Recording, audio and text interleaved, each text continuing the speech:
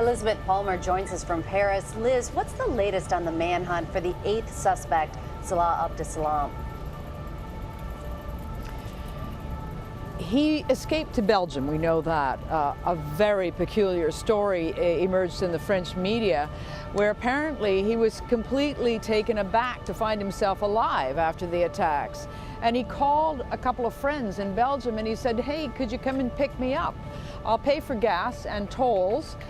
So they drove down, picked him up, and crossed the border. Now, there was a police slip-up, very serious one, because the car was stopped and the occupants questioned by police on their way back just as part of a regular border patrol, and they let them go. He's since disappeared. The police have found the 2 other guys in the car, but the main suspect has vanished. Of course, he's at the top of the list of people they want to find now.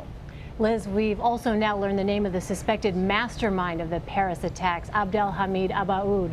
What do we know about him?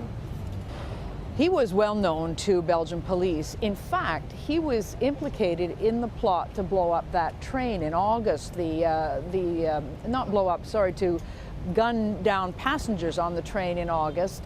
That was thwarted by the 2 Americans aboard who managed to wrestle the gunman to the floor. He wasn't there personally. U.S. intelligence confirms that he's in Syria now and probably was then. But he had all kinds of police attention directed towards him, and he is, according to ISIS, one of their top planners for all European operations. At the moment, he's out of reach because he's in ISIS territory up there in northern Syria. Liz, what is France now asking of its European allies? It's not clear. There is in the European agreement a kind of common defense obligation. If one country is attacked, then the others should come to its aid, a bit like NATO, but a European version. So France has invoked this clause, but not specifically. So it's not clear whether they're saying to the other European countries, you have to join the bombing missions of the coalition in Iraq and Syria, whether they might want simply an intelligence sharing agreement, perhaps even extra policing. We don't know. And certainly the other European countries are waiting with some trepidation because they don't know either what's going to be asked of them and whether they can deliver politically.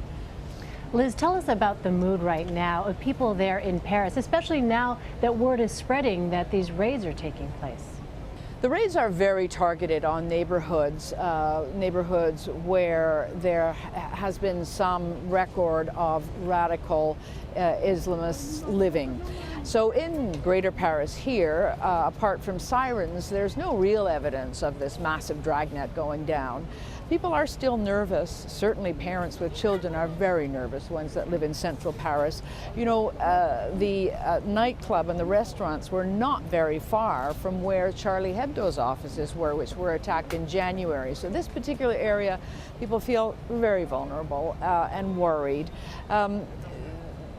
Parisians seem to want to pull together, but there's worry that the large Muslim population will be ostracized, will come under extra pressure. In fact, just behind me, you may be able to see there's quite a crowd. 2 people are arguing at the center of the crowd, a woman accusing a man of spreading hatred.